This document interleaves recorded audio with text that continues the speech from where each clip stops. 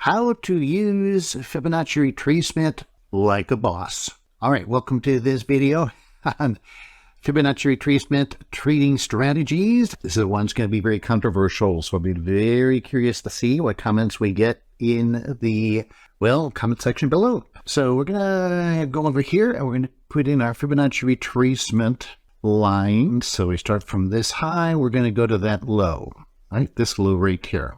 But I'm going to pull this over a little bit just so that you can see where these levels go. All right, so for Fibonacci retracement, we're measuring from this high to this low. Actually draw that from this high to that low. The other purpose of the Fibonacci retracement is to say, okay, after we get this trend down, how far will we retrace before we continue back down? And as you can see, it looks pretty decent. So, by the way, this is a little pro tip. A lot of people don't use the 23.6 level. That is a good level. Highly encourage you to put that on your chart. Supposedly the magic level is the 61.8. Market never got back to that. Okay, I'm going to tell you why that's bull cookie here in a few moments. I told you this was going to be controversial. So, but what we do get to is the 23.6 here, and then we kind of hover it around here, and then we kind of hover around the 38.2, and then the 50 is where it finally puts in its high, and then it goes, well, if I show you more of the chart, it actually goes careening down and actually breaks that low. All right, so now, why do these Fibonacci levels work? And you can't see this, but I am doing air quotes in the air. First of all, they don't.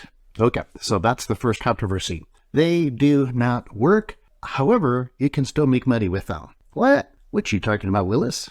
Okay, so what show is that from?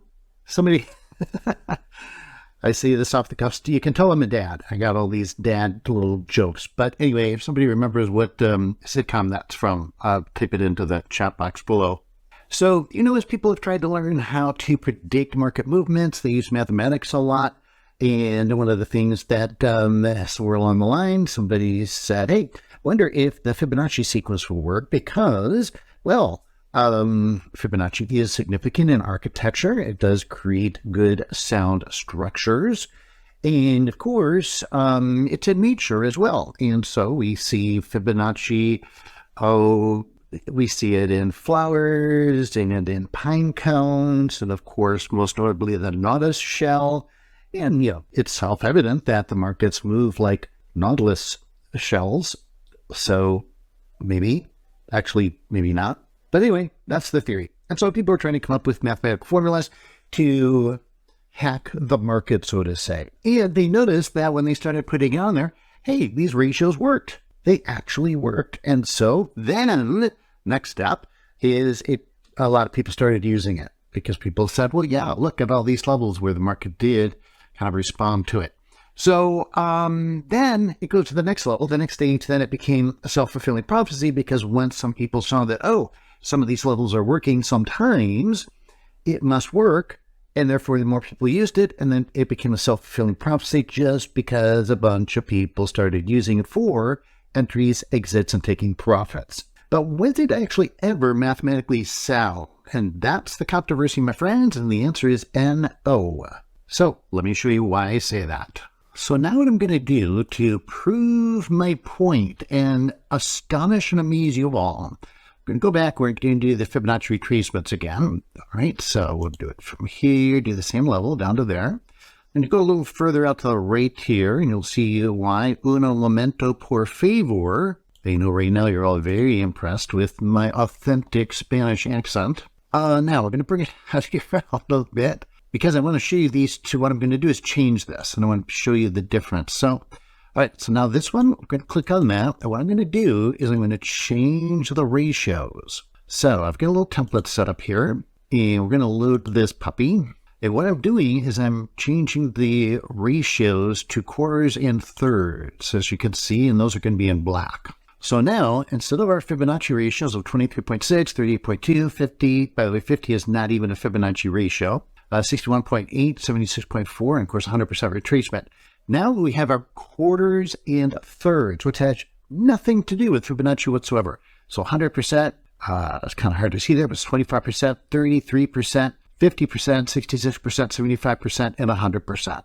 Now, if you notice, they're actually pretty close to the Fibonacci levels. These two lines, the 23 and the 25, obviously very, very close, so negligible. This one here, the 33, okay, that actually worked better than 38 here. 50, as I said before, that's not even a Fibonacci level, but 50 is the one that actually worked. And then when we go up here, of course, 75 and 76.4, yes, significant, but look how close they are together. So what in the Sam Hill's going on here? What's going on, in my humble opinion, this is one man's opinion, but it is the right opinion, and that is that there's no, mathematical formula to the market based on Fibonacci or ancient Phoenician numerology or astrology or all that stuff. The only real somewhat mathematical application of the market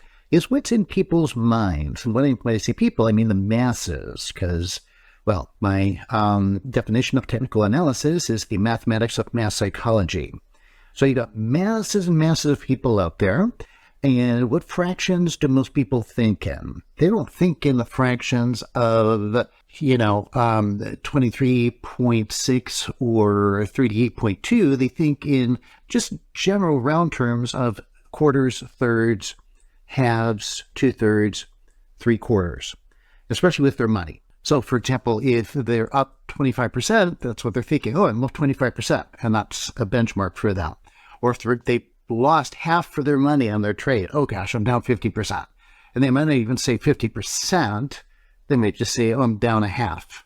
I lost half my money. That would be a thing that a person would say. Or I'm up 30%. I'm up around a third. Or I've lost 3/4 of my money. These are the fractions that people are responding to, especially in relation to their money, their gains, their losses.